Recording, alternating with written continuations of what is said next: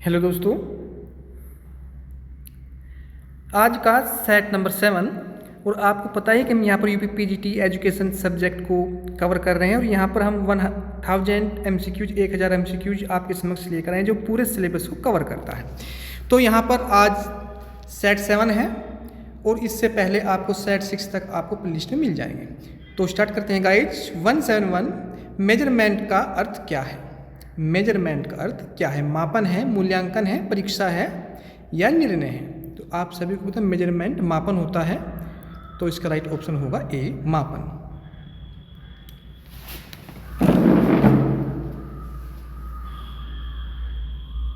Next 172 evolution का अर्थ क्या है? अंक देना, मूल्य का निर्माण करना, परीक्षा लेना या पाठ पढ़ाना। तो ऑप्शन बी, मूल्य का निर्माण करना।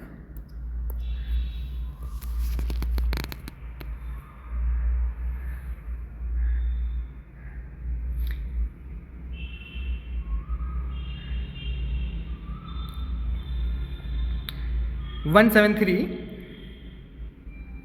मेजरमेंट और एवोल्यूशन में क्या अंतर है?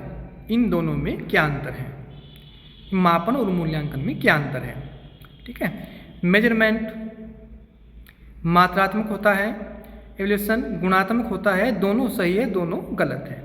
तो इसमें ऑप्शन सी यानी कि दोनों सही है। ठीक है, मेजरमेंट आपका मात्रात्मक होता है और एवोल्यूशन आपका गुणात्मक होता है।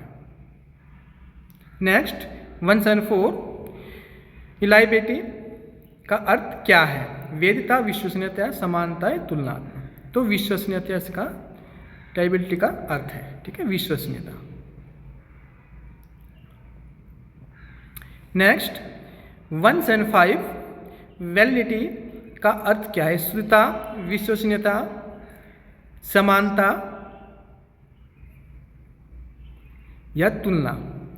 तो यहाँ पर शुद्धता इसका राइट ऑप्शन होगा।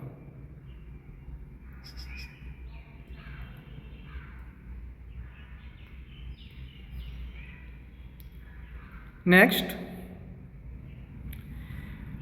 176 अचीवमेंट टेस्ट किसके लिए होता है? यानी कि इसका प्रयोग हम क्यों करते हैं? उपलब्धि मापने के लिए, बुद्धि मापने के लिए, व्यक्तित्व मापने के लिए, स्मृति मापने के लिए। तो यह उपलब्धि मापन एक टेस्ट होता है कि आपके अंदर कितनी योग्यता है, इसको मापने के लिए इसका प्रयोग किया जाता है। 177 डायग्नोस्टिक टेस्ट का अर्थ क्या होता है? डायग्नोस्टिक आप सबको पता है, कमजोरी का पता लगाना, परीक्षा लेना, अंक देना, चयन करना। तो कमजोरी का पता लगाना। ठीक है, डायग्नोस्टिक से क्या होता है कि इस टेस्ट से आप कमजोरी का पता लगाता है।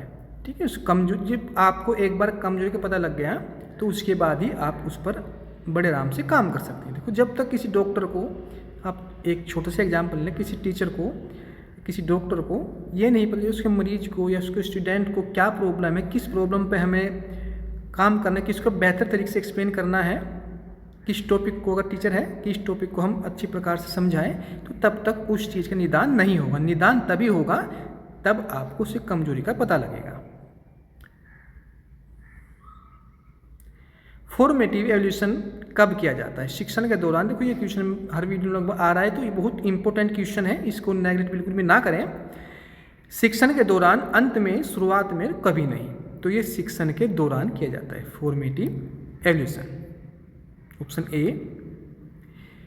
और ये भी बार बार हर वीडियो में हम दे रहे हैं इसको, ये भी अपने आप में बहुत इंपॉर्टेंट क्वेश्चन है।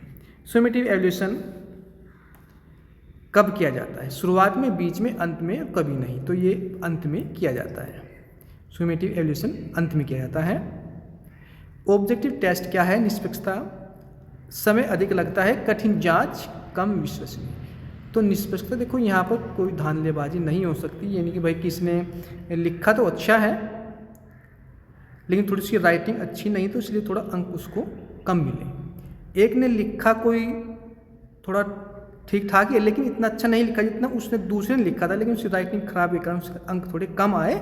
लेकिन इसने लिखा इतना अच्छा नहीं है लेकिन इसकी राइटिंग बहुत अच्छी, तो उस राइटिंग को देखते हुए इसको अंक अच्छे मिले। तो ये निष्पक्षता ऐसा ना हो, तो इसलिए जो आपको ऑब्जेक्टिव टेस्ट इनके आप मोस्टली गोले भरने वाले चल रहे हैं फिलहाल, आप गोले फिल करते हैं तो उसमें या आपके टिक वाले क्वेश्चन होते हैं, सब ऑब्जेक्टिव टेस्ट में आते हैं।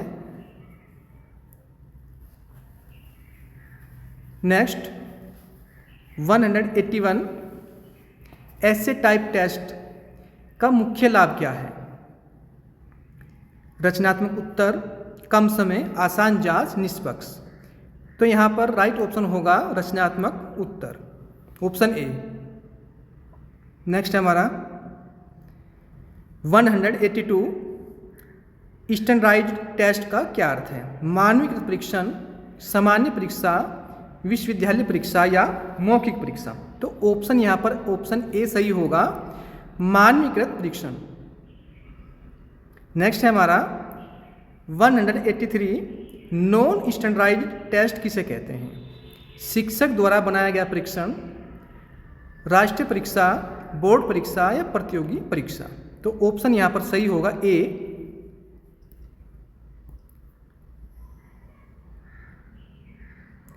नेक्स्ट हमारा 184 आईक्यू का पूरा नाम क्या है? Intelligence question, intelligence quotient, intelligence quality और इंटेलिजेंस क्वांटिटी। तो ऑप्शन यहाँ पर बी सही होगा, इंटेलिजेंस क्वांट। नेक्स्ट 185 आईक्यू का सूत्र किसने दिया? William Stern, Alfred Binet, Jean Piagets और सिगमंड फ्राइड। तो ऑप्शन यहाँ पर ऑप्शन ए सही होगा, विलियम स्टर्न। 186 इंटेलिजेंस टेस्ट का विकास किसने किया? अल्फ्रेड बिनेट, स्किनर, थॉर्नडाइक या फ्राइड। तो ऑप्शन ए सही होगा, Alfred Binet. Next 187 personality test किसके लिए होता है? पर्सनैलिटी यानी कि व्यक्तित्व टेस्ट किसके लिए होता है? व्यक्तित्व मापने के लिए, आपको आंसर बता दिया इसमें, बुद्धि मापने के लिए, स्मृति मापने के लिए, उपलब्धि मापने के लिए। तो ऑप्शन मैंने आपको कहा था कि आपको मैंने उसका आंसर ही बता दिया, व्यक्तित्व मापने के लिए। पर्सनैलिटी अर्थ क्या होता है? व्यक्तित्व। ठीक है। एप्टीट्यूड टेस्ट किसके लिए प्रयोग होता है? क्षमता मापने के लिए, स्मृति मापने के लिए, व्यक्तित्व मापने के लिए, परीक्षा देने के लिए। तो ये होता है आपका क्षमता मापने के लिए। Okay guys. नेक्स्ट है हमारा 189 गाइडेंस का अर्थ क्या है? मार्गदर्शन, परीक्षा, अनुशासन, शिक्षा। तो पहले ही ऑप्शन इसका राइट होगा, मार्गदर्शन। गाइडेंस मार्गदर्शन। ठीक है।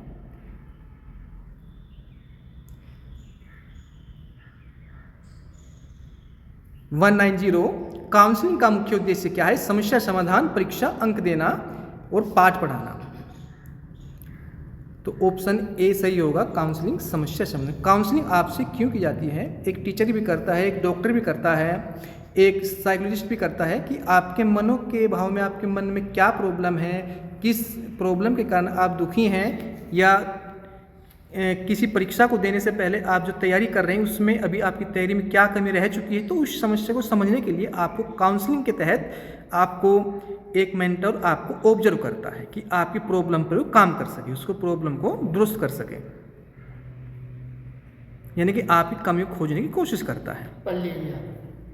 गाइडेंस के मुख्य प्रकार कितने हैं? 2, 3, 4, 5। तो ऑप्शन बी राइट होगा, 3। गाइडेंस के 3 प्रकार हैं। 192 एजुकेशनल गाइडेंस का संबंध किससे है? शिक्षा, व्यवसाय, समाज या राजनीति। तो ऑप्शन ए यहां पर सही होगा, शिक्षा। 193 वोकेशनल गाइडेंस का संबंध किससे है? व्यवसाय, शिक्षा, समाज या धर्म। तो ऑप्शन ए राइट होगा, व्यवसाय। 194 पर्सनल गाइडेंस का उद्देश्य क्या है? व्यक्ति की समस्या का समाधान। तो ऑप्शन ए से जब पर्सनल हो गया तो ये आपका व्यक्तित्व हो गया, बाकी आपको अल्टरनेटिव देखने भी नहीं है। तो ये पहले ही ऑप्शन आपका राइट हुआ।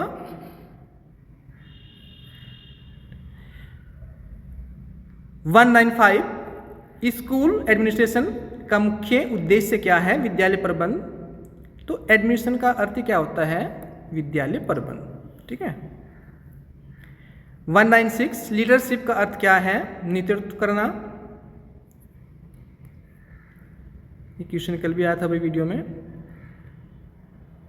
197 विद्यालय समाज का कौन सा रूप है? लघु समाज। 198 शिक्षा का अंतिम उद्देश्य क्या है? सर्वांगीण विकास। मोस्ट इंपोर्टेंट क्वेश्चन आपका। और 199 करिकुलम का अर्थ क्या है? पाठ्यक्रम। देखो हमने यहाँ पे पाठ्यक्रम देखा और तुरंत आंसर लगा दिया, लेकिन ये आपको पाठ्यक्रम भी है, अनुभव का समूह। देखो किताबें क्या होती है? करिकुलम यानी पाठ्यक्रम। पाठ्यक्रम में क्या होता है? पाठ्यक्रम को जो बनाते हैं, एक्सपर्ट उसको बनाते हैं, तो अपने अनुभव भी उसमें डालते हैं। शिक्षण योजना किस प्रकार से मॉडिफाई हो, उस बारे में भी उसको आपको टॉपिक, जो आपका कैप्शन होता है, जिसको आप टेक्स्ट बोलते हैं, जो हर बुक की स्टार्टिंग में होता है, वो सब कुछ इसमें आ गया। तो इसलिए सभी इसका आंसर हुआ, उपरोक्त सभी। और 200 हिडन करिकुलम का अर्थ क्या है? परीक्षा प्रणाली। तो गाइज आज के लिए इतना ही। हमने अपना सेट 7 कंप्लीट किया है और आप हमारी वीडियो को लाइक शेयर सब्सक्राइब करें ताकि हमारा मोटिव इस प्रकार से बने रहे। इस प्रकार के लिए अच्छी वीडियो हम आपके लिए इस प्रकार से लाते रहें। तो okay guys, thank you very much.